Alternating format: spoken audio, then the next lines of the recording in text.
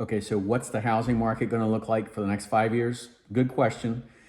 There are some key things to keep in mind. So the housing market, obviously everybody's talking about it right now. And we've seen some historical growth over the last couple of years, and obviously things are going to be slowing down. And that's on a national level. It's not everywhere, but some places it's going to be maintaining, and other places it is going to be dropping. So it is happening.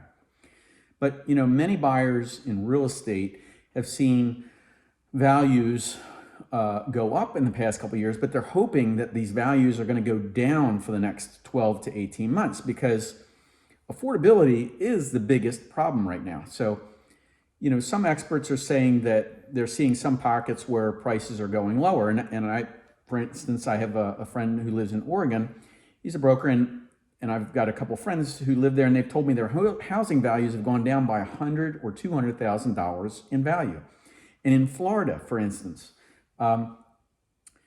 we're getting people from my real estate team, they're calling into our office because people are moving out of Florida because there's the hurricanes. They're concerned with that, and the insurance has gone astronomical. Not only that, but if they can get insurance at all. So there is a huge shift in the housing market, and it's happening in pockets, but it's also happening as interest rates continue to increase. And, then we see home prices, they're talking about future, will stabilize after they eventually recover. So if you're looking crystal ball, shiny bald head, looking into the future, I know you've got good questions, and I'm going to answer that. The overall returns for the next 5 years are expected to be between 15 and 25%, but it's not all going up. It's going to get lumpy.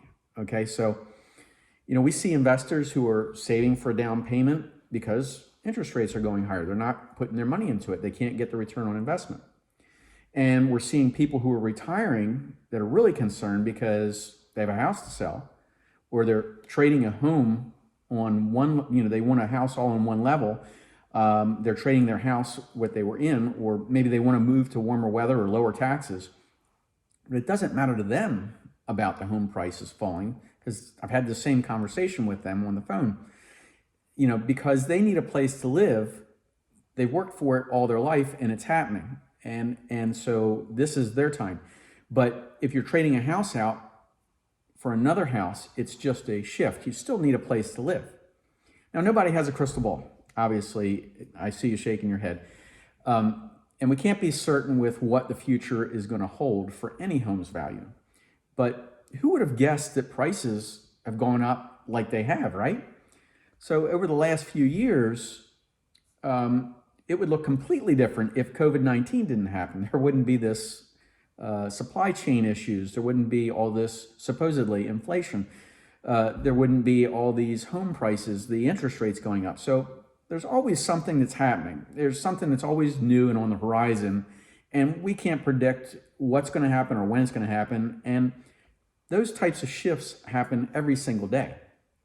So it makes sense if you're looking into the future as to what is going to impact the home prices. Now, it may not be a perfect way to look at things, but it's the best thing we've got. So like you guys, you're looking at buying a home, and you want to make sure that this is not a mistake. And I get it, because you've been planning and you've been saving, and you want to make sure this is really a good idea, or better yet, is this the right time? Yes. Or should I wait, right? Yeah.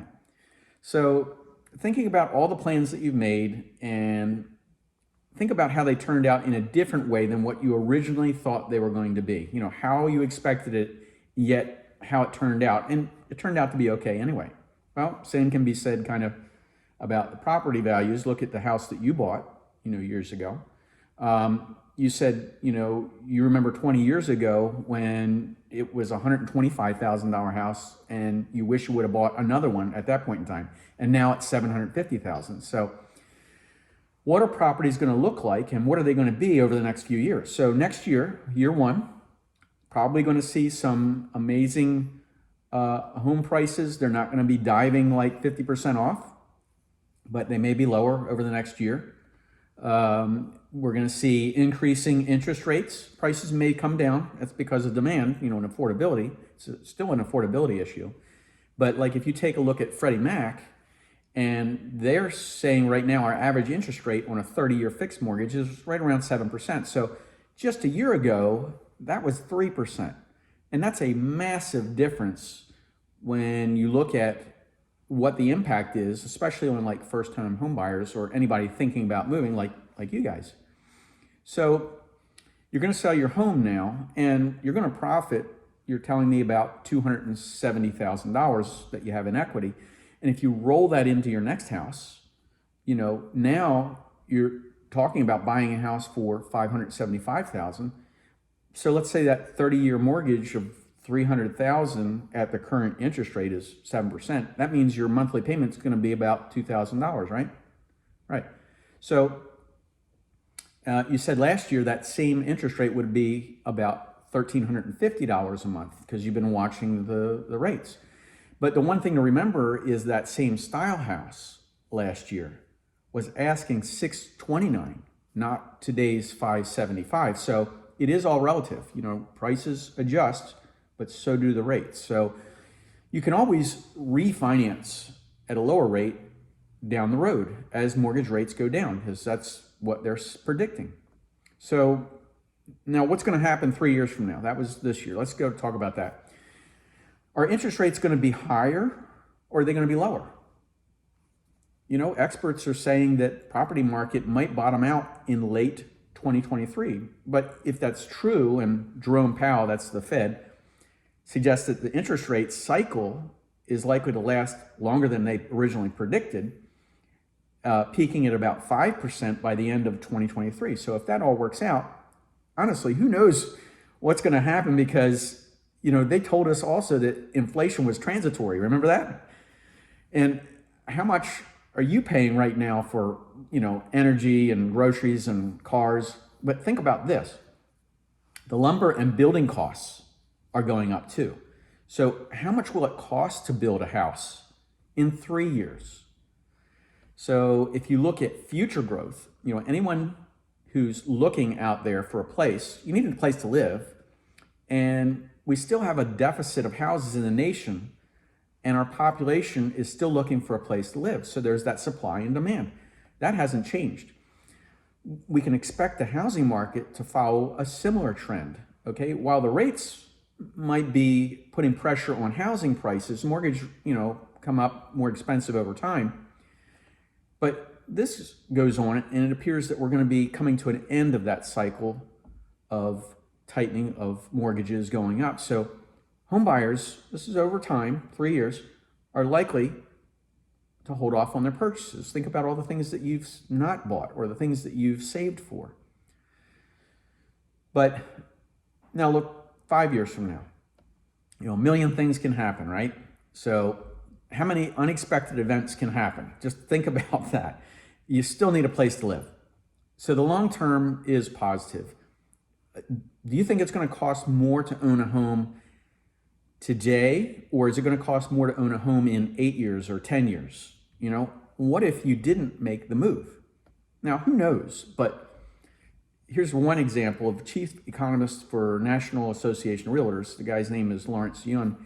He believes that the total price across the country, and again, there's going to be pockets that are going to be lower and higher, but over the next 5 years is going to be between 15 and 25% increase.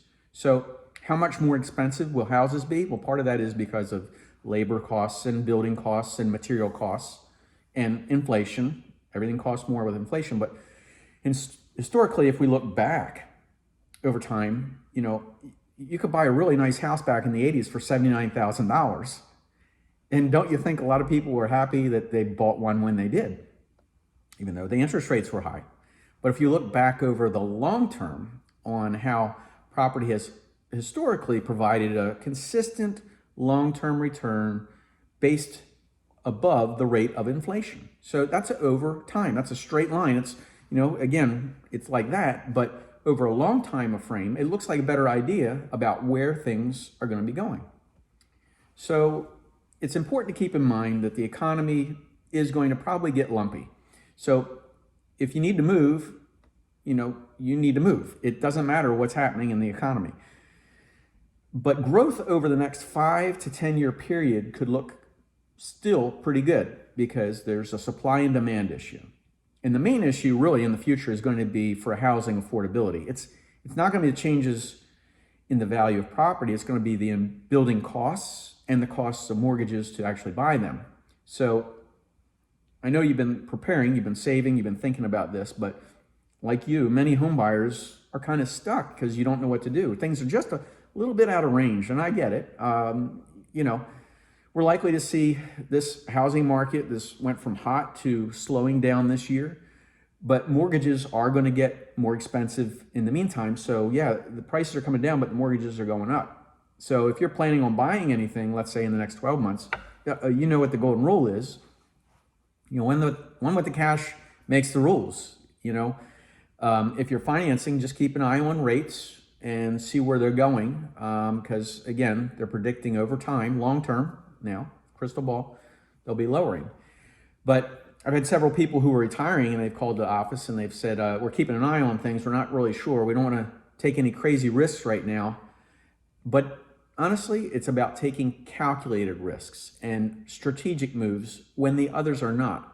Because remember this, think about the old adage, buy when they're selling and sell when they're buying. So what's happening, right? Is that helpful?